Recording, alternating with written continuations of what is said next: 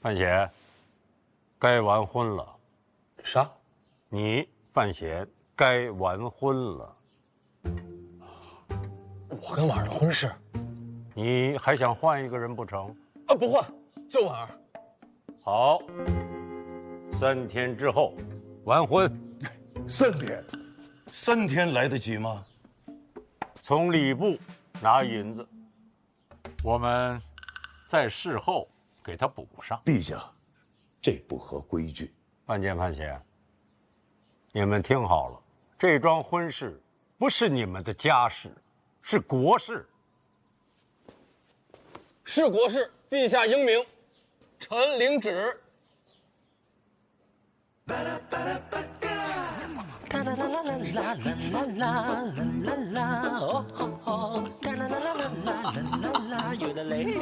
哎，怎么样？有事没事？成亲了，回头来喝喜酒。成亲？范大人，小范大人，哎，他要成亲了，我去宣旨。哎，纸宣完了？宣完了，要不要留下喝口茶？还得赶回宫里。3天后大婚，这哪来得及筹备呀？来得及，礼部操办，宫里出钱。我早说过，以我哥的才华，陛下肯定会宠着。哎呀，你呀，就这样把纸接了？哎呀，没问题。你稳重一些。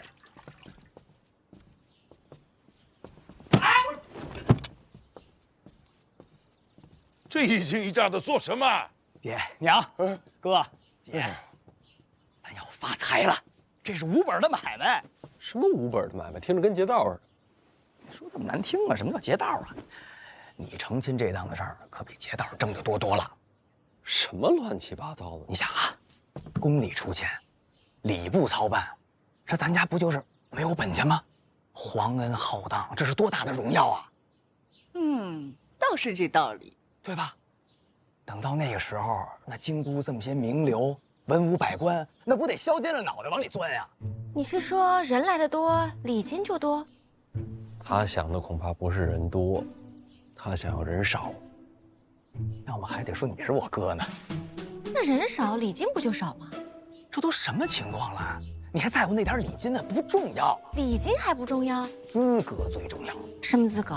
入席的资格呀！你想谁不想吃这顿饭呀？到时候咱这就得大办，能办多大办多大，得让北齐都能知道。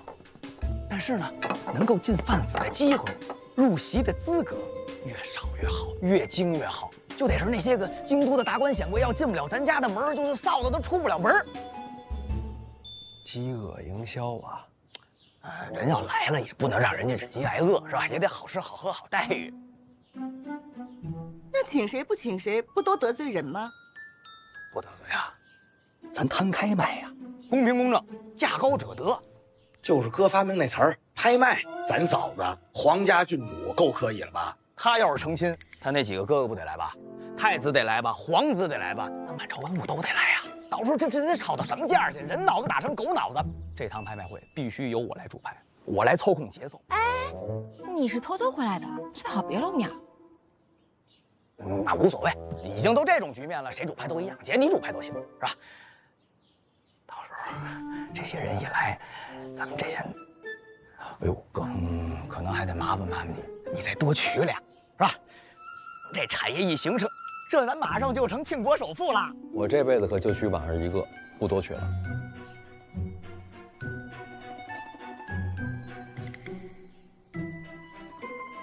行，一个也行。就娶一个也可以，我也能让这产业做起来。你是说等你成亲的时候再来一轮？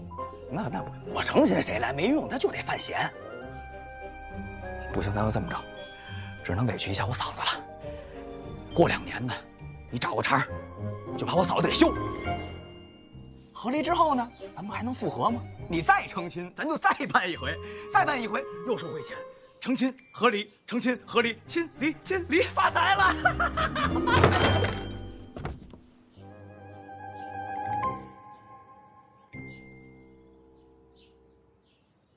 坐下。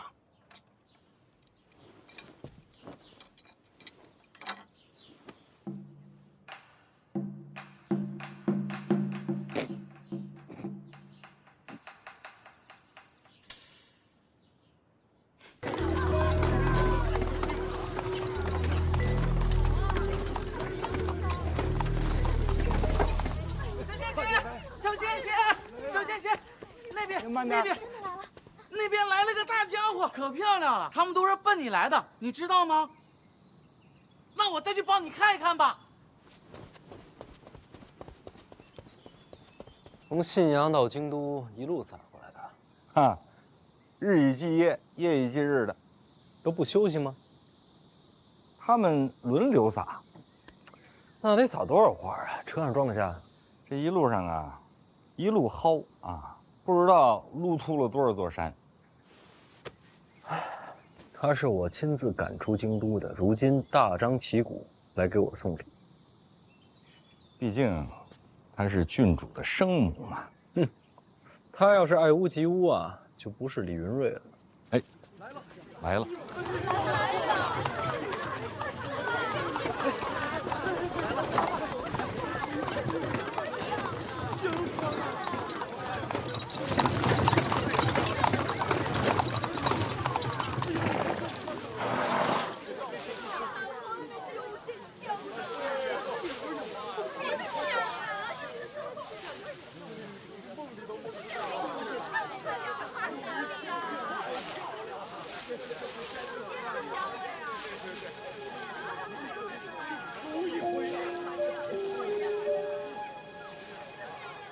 什么意思啊？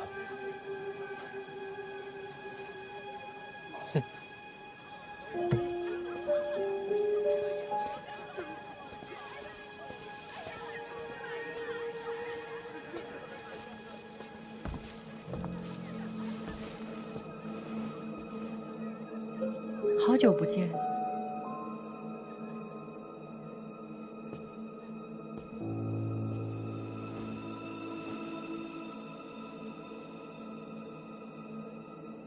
陛下命你留在信阳，若无旨意，不可回京。我抗旨，就是偷偷回来的。你现在可以去告我，一告一个准。回京都是想做什么？给你的。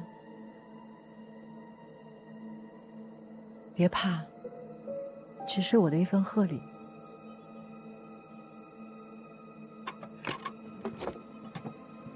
与婉儿成亲之后，你就该接手内库了。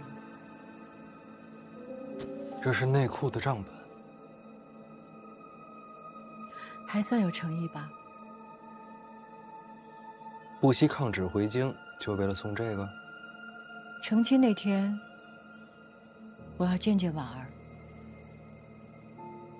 她是我的女儿。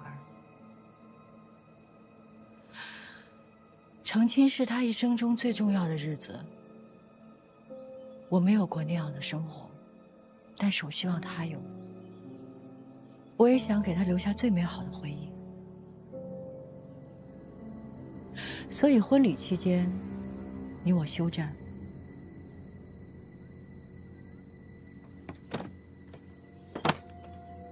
那婚礼之后呢？那还用问？你死我活。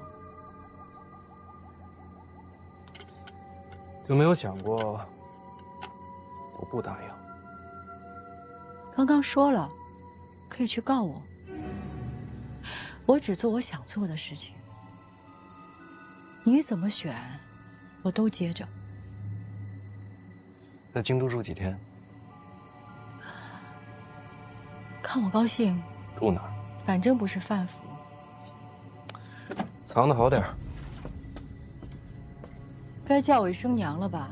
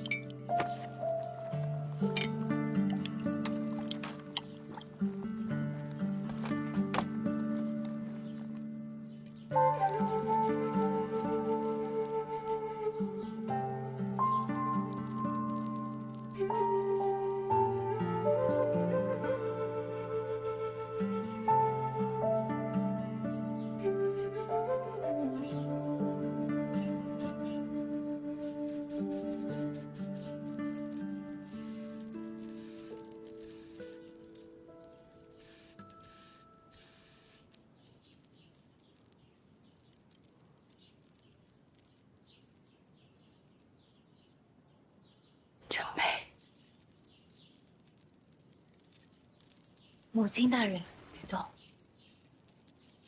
今天就让我替你梳妆。你何时回的京？偷偷回的。陛下没旨意？没有旨意。那这是抗旨啊！上旨什么时候抗过娘？抗旨可是重罪。哼，我不在乎。你出嫁，我要是不回来，那才是重罪。母亲大人，我这辈子有一点是认准的。什么？这天上地下，我李云瑞最美。虽然有人眼下看不到我，但也不是我的错。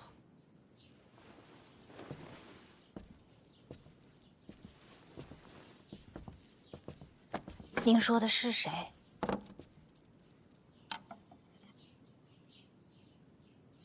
那不重要，我那样说，就是想告诉你，我一定要来京都，因为我要亲自替你梳妆。在这人间，如果我允许有另一个人比我更美，那个人必须是你。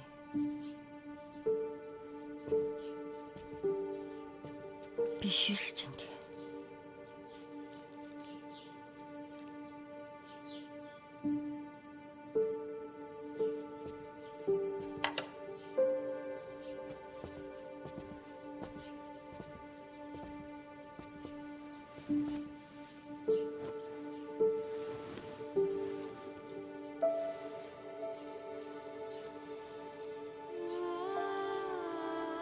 从小到大，你都是孤身一人，过得不快乐，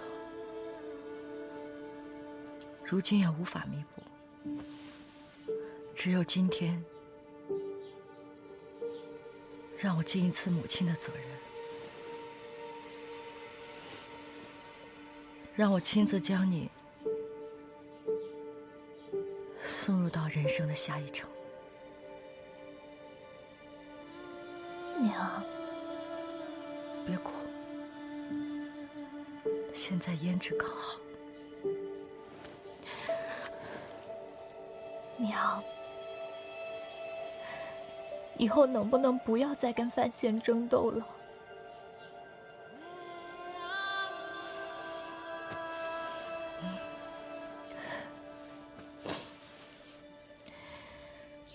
看看你，多美！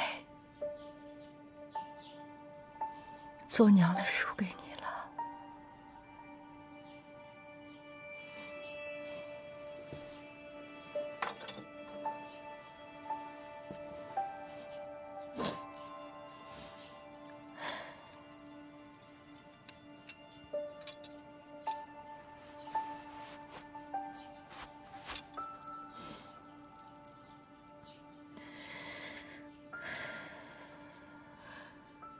该做的我已经做完了。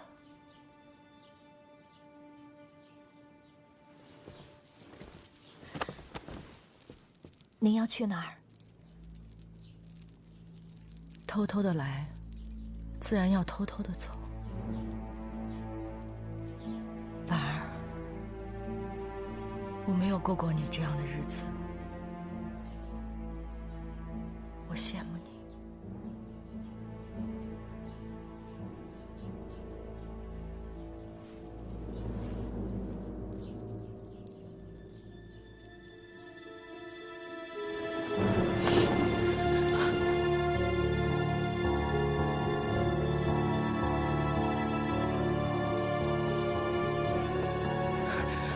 站住！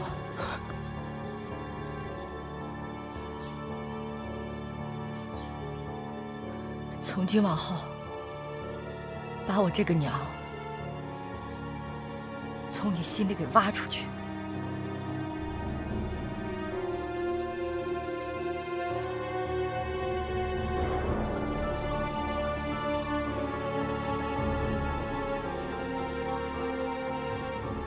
您能来，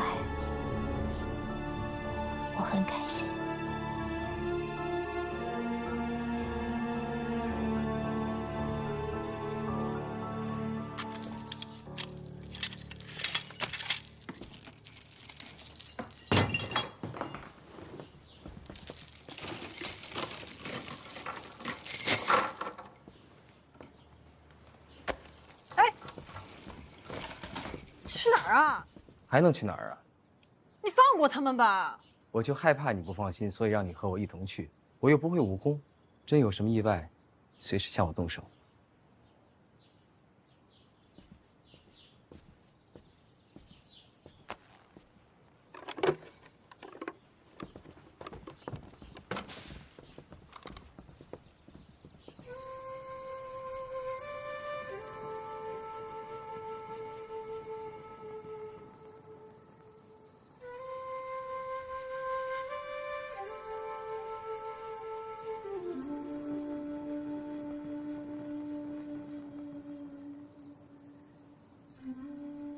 这马怎么还停这儿啊？往那边走，马车停那边。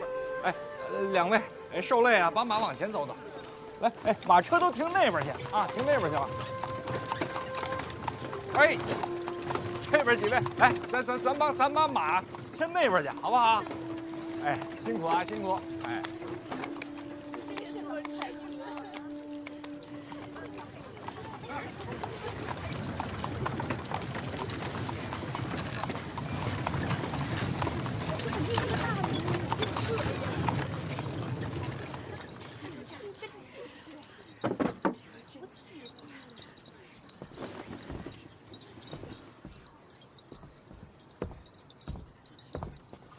参见太子殿下。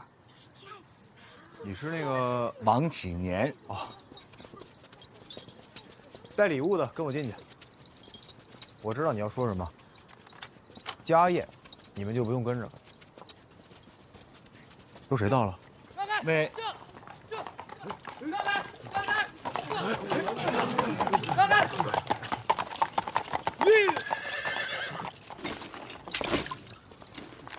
北齐奇信，边军800里加急。北齐犯边？不是，无关战事，是北齐那边写给范大人的书信。一封私信，边军800里加急是合适吗？写信的是北齐皇帝。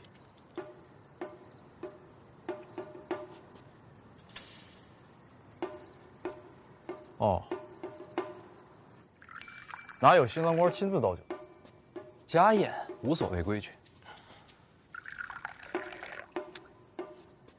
怎么，我成亲，你比我还紧张？哎，范兄，来，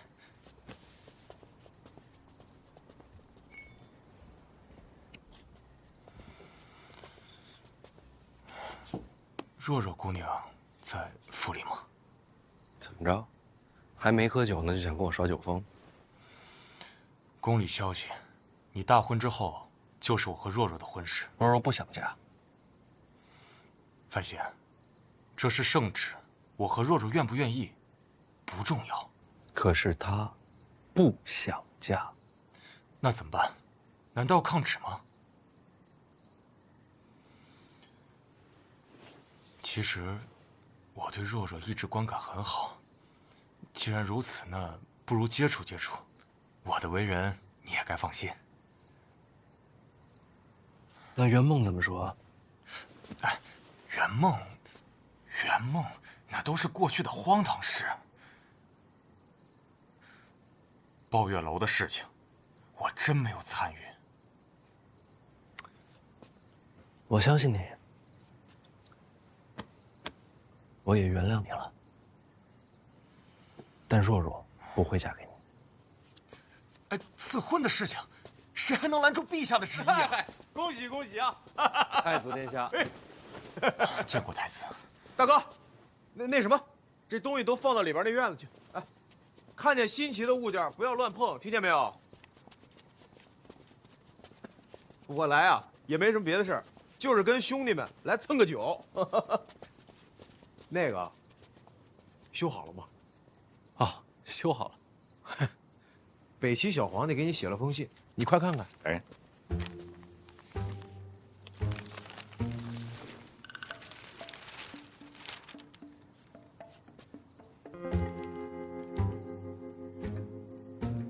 催我更新的。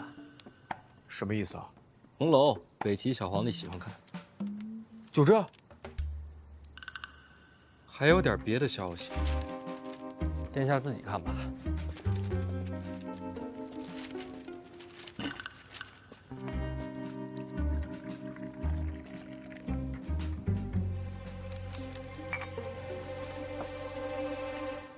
天下4大宗师苦荷要收若若当关门弟子。海棠朵朵不就是关门弟子？这上面说了，门没关严，再关一岁。这也算理由。 4大宗师武艺超群，想法难免异于常人。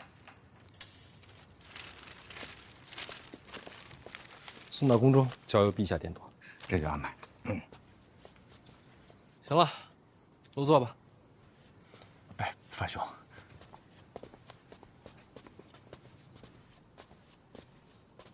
范兄，你这是怎么做到的？你觉得这婚事还能成吗？ 瞧在4大宗师的面上，陛下这此婚恐怕会不了了之。4大宗师凌驾于王朝之上，你觉得这是好事吗？一向如此啊。我随口一说，你别在意。赶快入席吧，冷菜快上。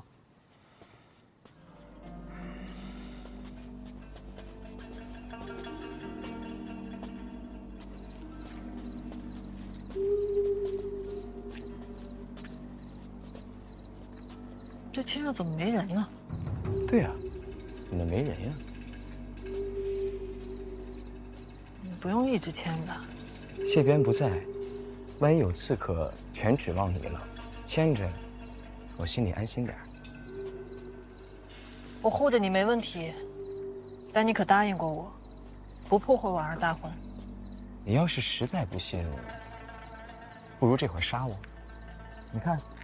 我一个人又不会武功，动手不难，一了百了。你要是在婚宴上胡说八道，我肯定动手。那就说好了。说好什么？要不然保护我，要不然杀我。我这条命啊，就先放你这儿了。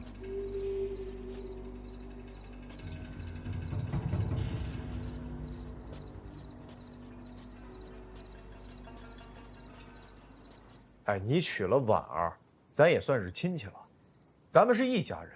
大哥，我不骗你，为了咱兄弟这事儿，我是整宿的睡不着觉啊。这内库亏空这么多，咱们怎么办呀？太子为人突出一个慈悲。还有一点啊，我看这北齐对你也是颇为看重，但是咱们这内库亏空再多，那是咱大庆国的事儿。 可不能拿别国的钱银来填这窟窿，这是大忌。太子不必多虑，北齐小皇帝就是再喜欢红楼，也不能倒贴2000多万两，哪个世界也没有这么催更的。也对啊，这话说回来，内库亏空到底该怎么办呀？今日范县大婚，不提这些。啊，不提了啊！再提最后一句啊，幸亏那人被禁足了，要是他来了呀，还不够添乱的。大人。 二殿下，登门贺喜。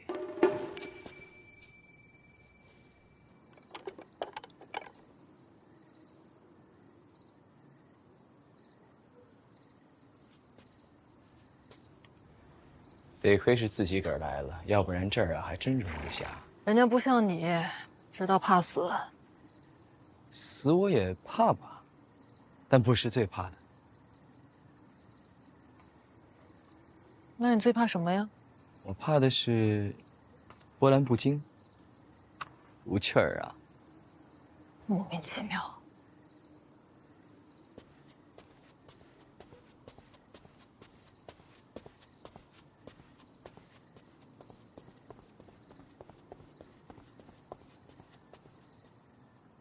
小范大人说了啊，请殿下入府，大喜的日子来的都是客。那太好了。 我还担心他不让我进去呢。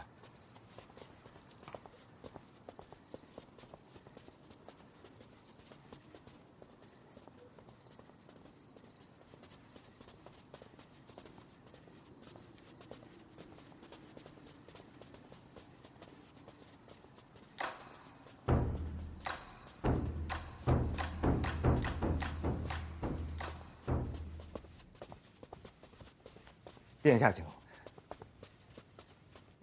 哟，都在呢。见过太子殿下。哎，二哥不必多礼。哦，没行礼啊。这个，范闲大婚，二哥亲自赶来，可见是重情重义之人啊。只是抗旨这事儿，若是陛下怪罪下来，哎，兄弟几个，咱们一起帮二哥担着啊。你是说禁足的事儿啊？啊，请过旨了。婉儿大婚，向陛下请了旨，过来凑凑热闹。那是好事儿啊，我还白替二哥担心了。罪过罪过，自罚一杯。哎，我随一个。真是难得呀，世上有这样的兄弟。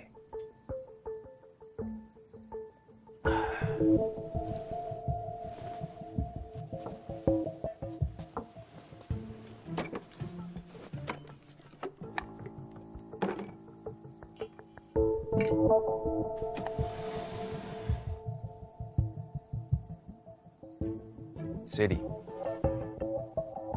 多谢。打开看看。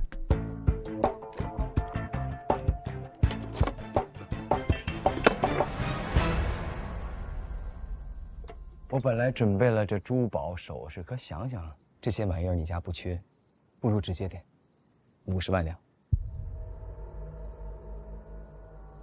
多了。杯水车薪，这内裤亏空2000多万，我都替你发愁。不愧是亲兄弟呀！什么？太子刚刚也替我发愁。嘿嘿，太子仁德我是远远赶不上。咱们还是想想俗人那一套吧。你接手内裤也算是百废待兴，买卖还是要做起来的。有这亏空在，买卖可不好做呀。无事，我认识许多商铺世家，看在我的面子上，他们得帮忙。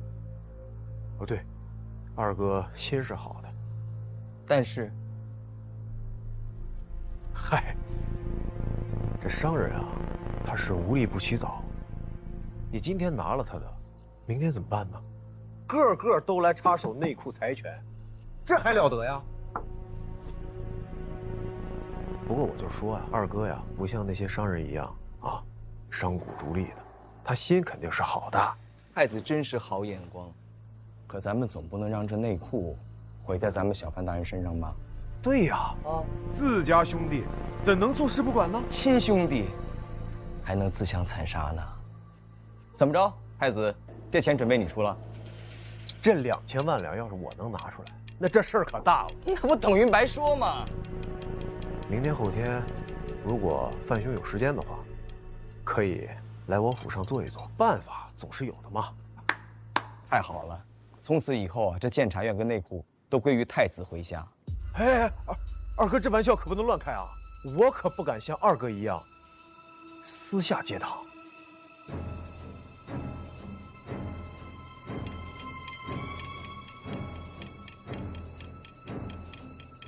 我这边你也考虑考虑，不用投效，正常买卖，各取所需。对，各取所需，后患无穷嘛。总好过卖身求荣啊。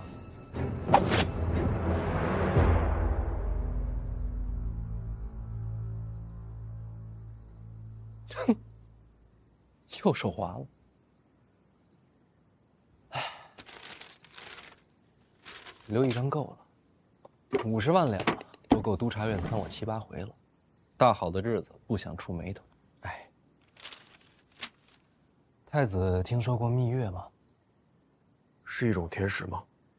不是，意思就是说婚后我得跟婉儿休息一段时间，不谈公事。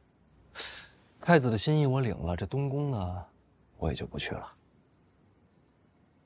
嗨，哎，这没有人帮，这2000多万的亏空如何收场？良辰美景，不想谈这些。诸位，我今天也是第一次拜天地，时辰就要到了，不如一起观礼，凑个热闹。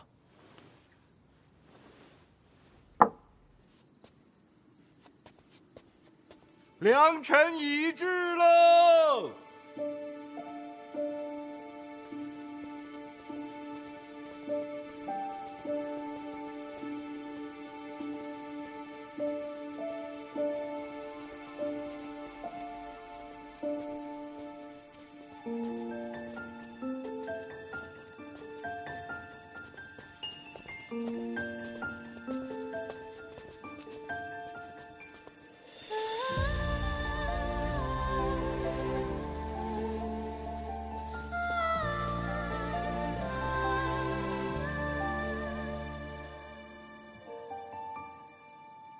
不应该喜婆牵着吗？这差事是我抢的，重要时刻我要见证。两心一线，永不分离。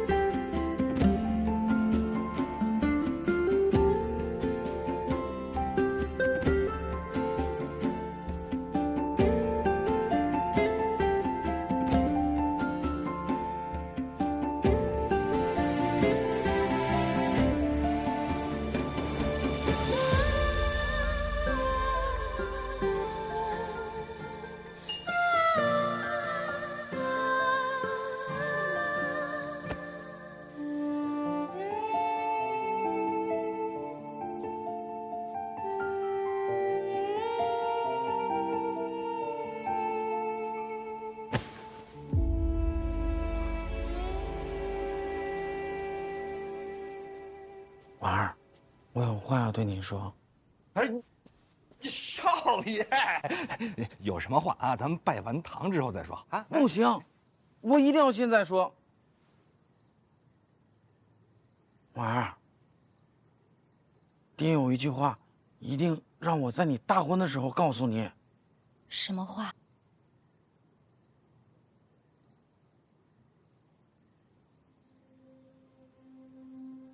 他让你一定要照顾好大宝。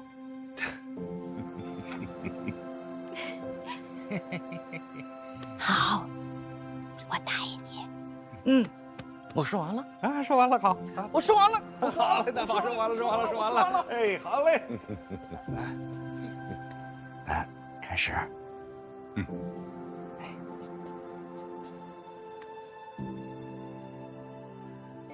上至宗庙，下济后事，依从古礼，成就契约。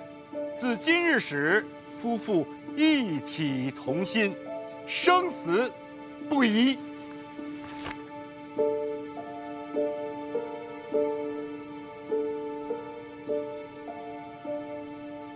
新人行礼，一拜天地神庙，此为诸礼之本。拜。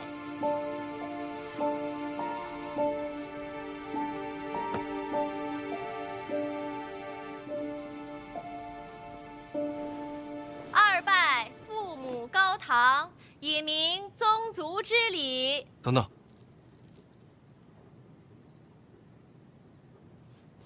姨娘，你坐那儿。万万不可！我不是范家主母，礼法上做不得。礼法不认，我认。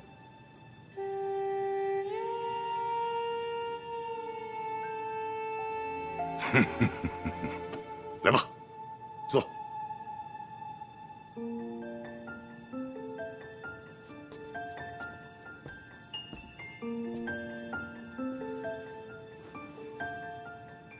二拜父母高堂，以明宗族之礼，合体同亲。起，夫妻交拜。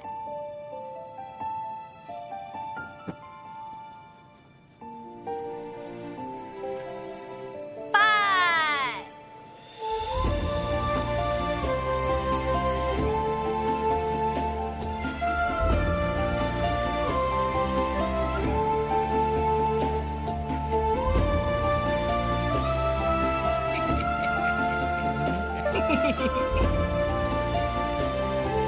起，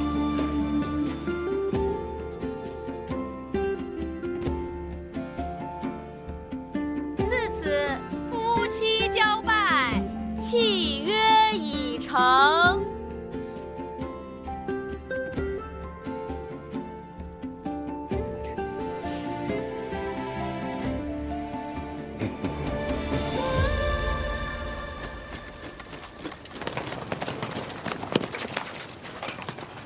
瞧瞧，还真不少啊！嘿，跟咱庙会似的。嘿嘿。奉天承运皇帝诏曰：范林联姻，家师天成，手书一副，以为铸殿，钦此。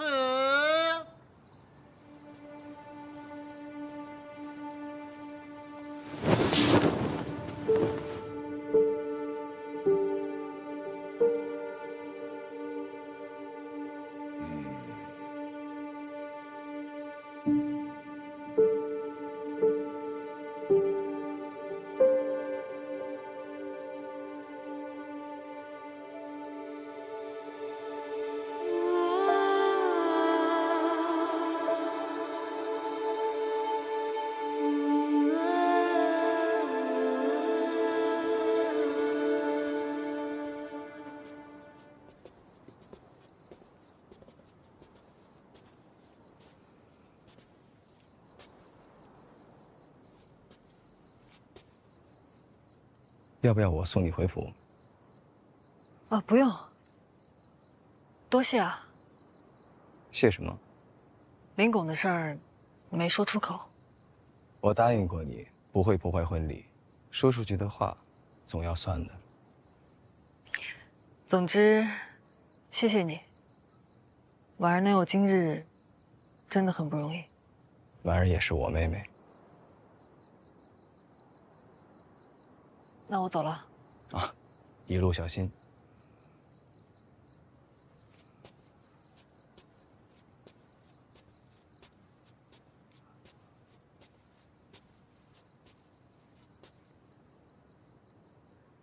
是有什么忘了吗？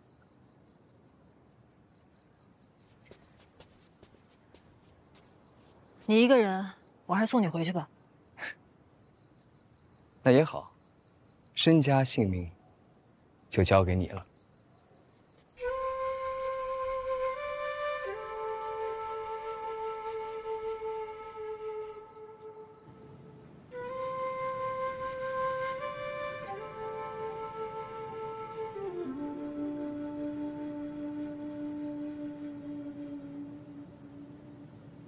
婉儿，哎，你出来。啊！别躲床底下了，都听见了。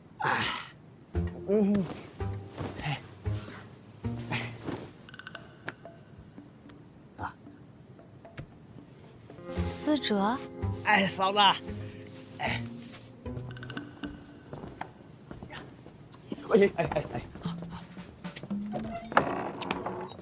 早上柜子，早上柜子。这些个封建陋习，回头我揍他一顿。哦，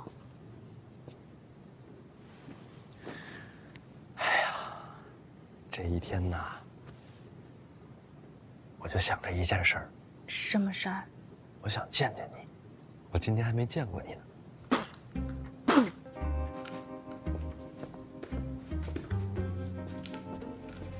谁呀？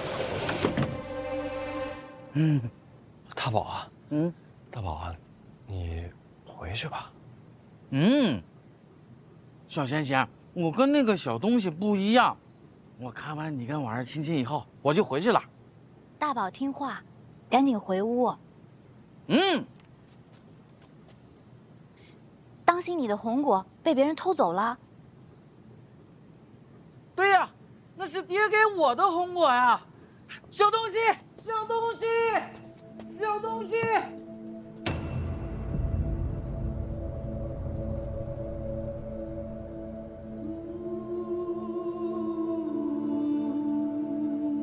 这一晚上这么忙的吗？什么？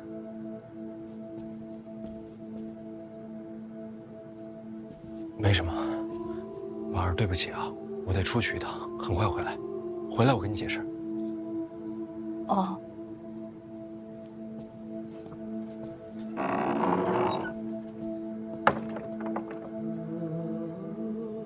叔，这么长时间了，你去哪儿了？和苦荷打了一架。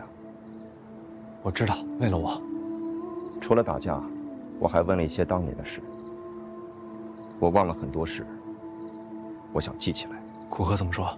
小姐的事，她不愿提。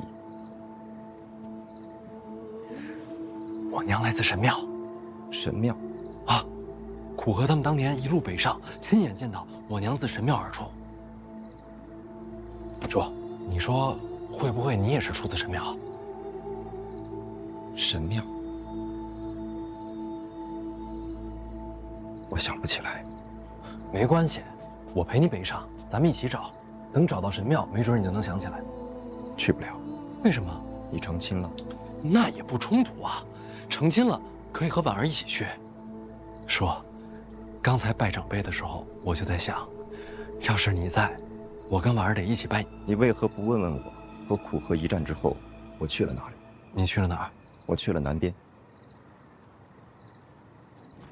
街都静了。静了。他们不回院里，只为了吃饭。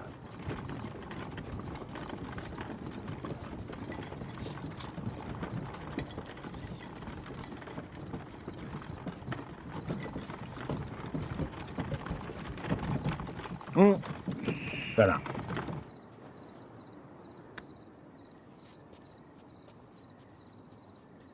一个3处主办，一个6处主办，都是监察院的顶梁柱。半夜在大街上打架，这样传出去，丢不丢人？不至于啊，谁说不至于啊？丢人也丢不着我的人呢。我天天蒙着个脸，京都上下监察院内外，哪个知道我的名字？你隐藏身份就是为了打架豁得出去是吗？是他先动的手。不是，这个今天什么日子？我徒弟大婚。我知道，你这贼眉鼠眼的，一看就没好事儿。我得拦着他呢。哎，你是怎么看出我贼眉鼠眼的？不，就你这姿势就贼眉鼠眼。把你吃个馒头，你就把面具摘了，你好好吃。我又不是没见过你的脸，这大街上也没人，你还怕谁看着啊？吃你的面。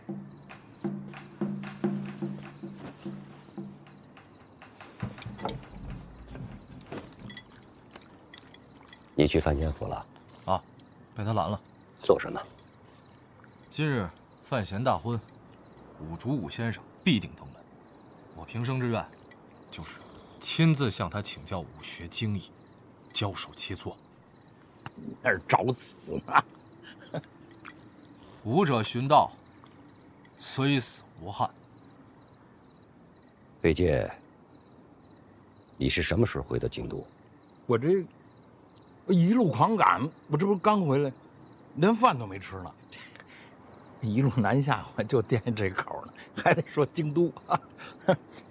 按规矩，你应该先回院里面见我。是呀，这不是说了吗？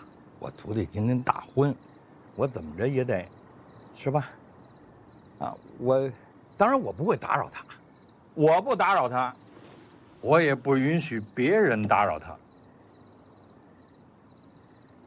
所以你就一直守在范闲府。对啊，没摆手啊，把他给拦下了。北界啊，你一路追杀凶手，自南而来。跟我说句实话，凶手是不是武竹？我确实没看着这个凶手的脸，当然我也不相信大人会是滥杀之人啊。那就是，你说这案子做的啊，他要不是武大人，谁还能有这般身手呢？刚好这案子发生的时候，武大人在江南。武竹为何在江南？这我还真不知道。当年我和小姐一起去过江南，我想把我们曾经走过的路再走一遍。试着找回遗失的过去。有结果吗？没有。江南死了很多人。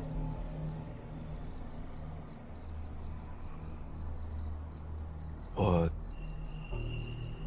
听说了。我没动手。那就不是你啊。那是有人要陷害你。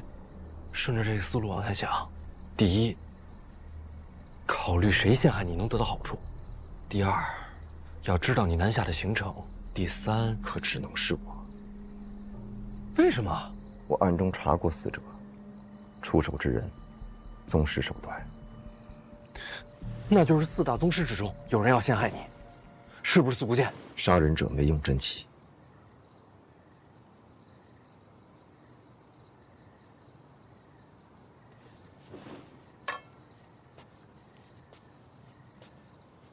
宗师手段，没有真气。放眼天下，舍我其谁？可是你说了，你没动手。是，我记得自己没动手。那就足够了。记忆丢失，有第一次，就可能会有第二次。我不能相信自己。范闲，我在。按道理讲，我不该再见你。哪有这种道理？我遗落过去，前世难寻。如今在这世上，我只有一个目的，就是保护你。若我失控会伤害你，我就会立刻远离，从此再也不出现在你身边。叔，你不能丢下我。你看清楚。看清楚什么？我看不见。这上面有血吗？没有。如果我记忆扭曲，遗忘过去，现实总该留下痕迹。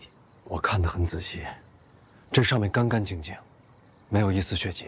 这一路上，我一直没让它沾水。那就说明不是你。记忆不再可信，现实不再可信，我连自己都不能相信。如今我出现在这里，因为我相信你。说，你永远可以相信我。好。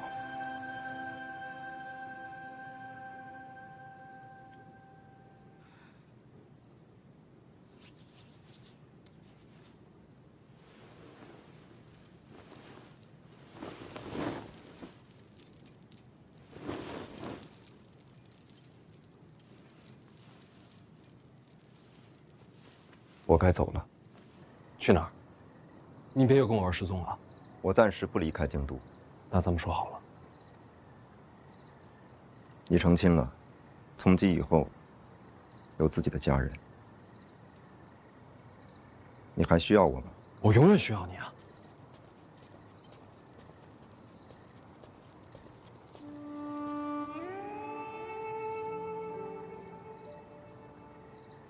没有永远。是，没有永远。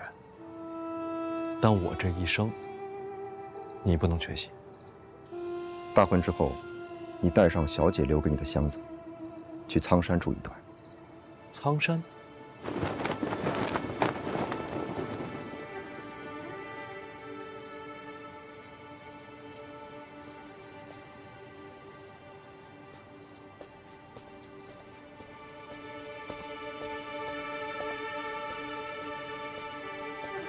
那人是谁呀？武竹叔，我的长辈。怎么也不进来坐坐？他性格就这么怪。你怎么自己摘了？刚才吓一跳，担心你出事儿。对不起啊，大婚的日子弄得乱糟糟的。咱们再来一次。这样也很好。今晚给你的，必须最完美。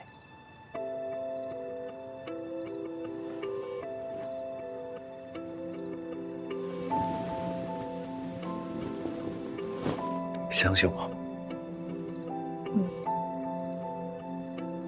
我从小在宫里生活，父亲与母亲不便探望。每到晚上，我会一个人住在一个很大的房间里。从那个时候起，我就特别喜欢看星空，因为除了星空，也没有什么可看的了。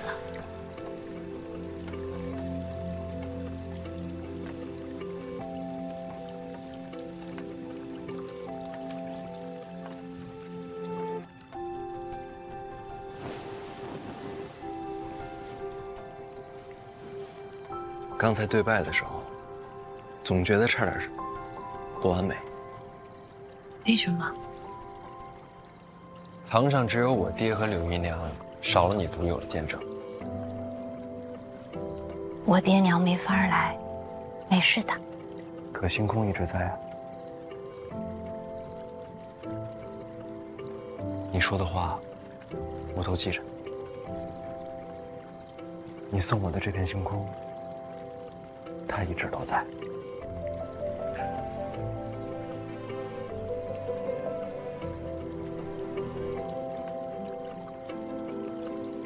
他看过你的孤独，也该看着你幸福。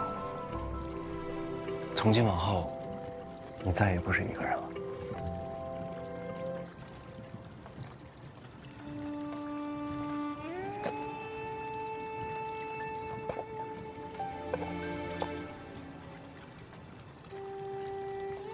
戒指，这是做什么？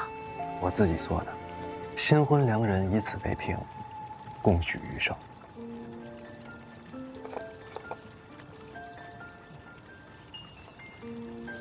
这是哪里的说法？我记忆中那个世界。回头，我把我那些记忆都说给你听，好不好？来，给你口袋。对，就无名指。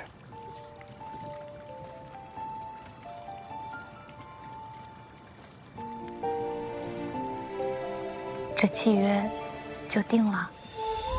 星空见证，往后余生再不多行。我喜欢这约定。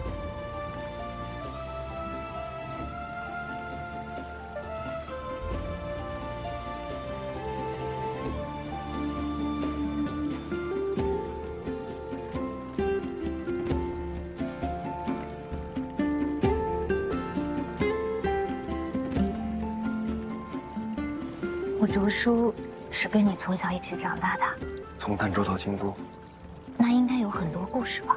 我竹叔的故事，我慢慢为你讲。今天不是说故事的时候。那应该做什么？好问题。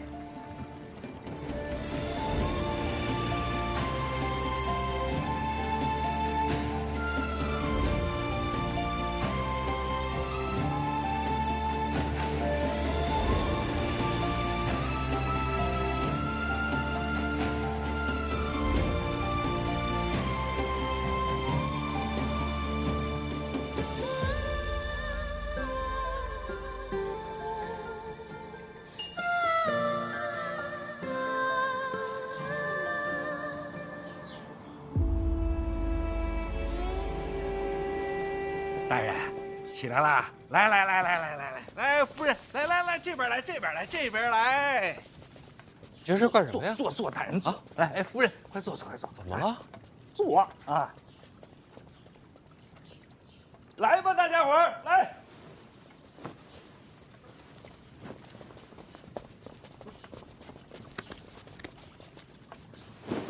一叔，这是出什么大事了？怎么全来了？大人，今天您新婚，我们应该来拜会的啊。夫人，属下王启年，拜会夫人。邓子越携一处同僚见过夫人。行了，都是同僚，拜什么拜？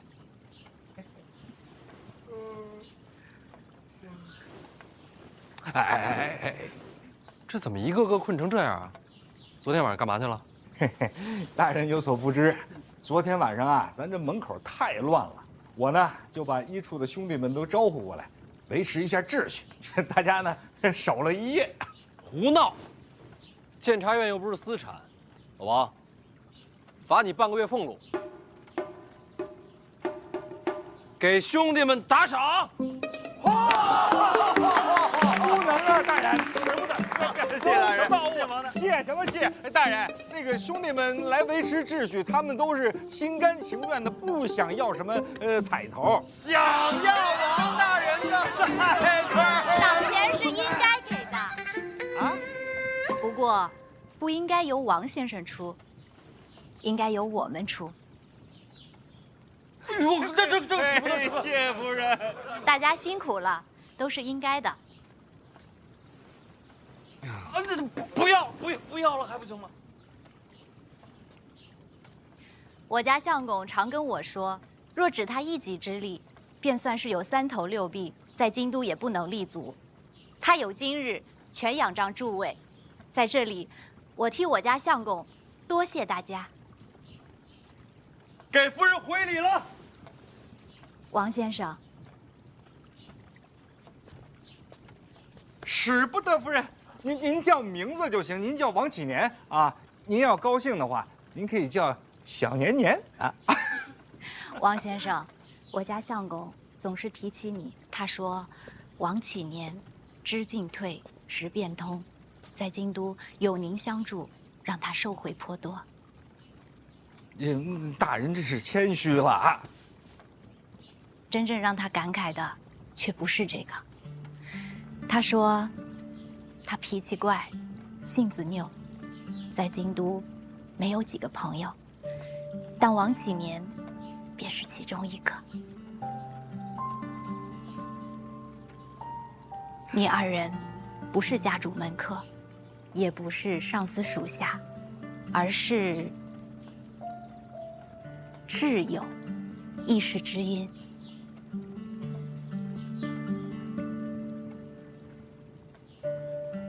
王先生，多谢你一直与我相公同行。夫人，我跟您客气可得了，我怎么样？我媳妇儿会说话吧？比我家夫人还高出一筹。哎，大人真是好福气啊！大人好福气。医术还那么多差事呢，回去忙吧。但是大人，别拘着了，那个内库的事儿我们都听说了，赶紧吩咐我们吧。我吩咐什么呀？抄家呀！京都那些个贪官，对不对？手脚都不干净。您说抄谁我们就抄谁，我们得准备一下，真的。胡闹！医处办自己该办的事儿，我自个儿的事儿，我自己顶着。哦。